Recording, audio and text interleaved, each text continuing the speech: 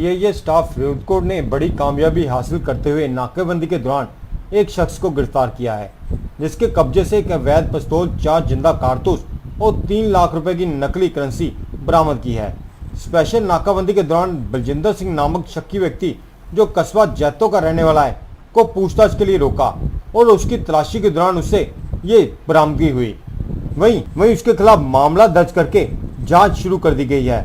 पता चला है कि ये पहले फोटो स्टूडियो का काम करता था और कंप्यूटर की भी अच्छी जानकारी रखता है और लैपटॉप और प्रिंटर की मदद से जाली करेंसी तैयार करता है और उसमें चमकदार लाइन के लिए एक विशेष टेप का इस्तेमाल किया गया है।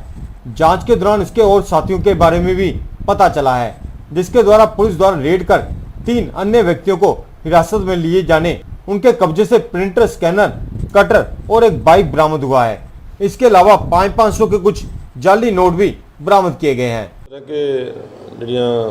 लोक सभा इलैक्शन आ रही ने वो संबंध में असीं अपने मानयोग साडे SSP राज संधू जी की अगवाई में असीं सारे जिले में ही पूरा अलर्ट नाकाबंदी कर रहे हैं। तो इस तहत ही मिति 20/4/19 ਨੂੰ करीब 4 बजे इंस्पैक्टर सीए तो उन्होंने समुची टीम ने लांभ वाली अड्डे तो एक बलविंदर सिंह नाम का बंदा गिरफ्तार किया। तो उसकी गिरफ्तारी दौरान वो को एक पिस्टल 32 बोर देसी तो एक 3 लाख रुपए के जाली करेंसी नोट 2-2000 रुपए के बरामद हुए सी।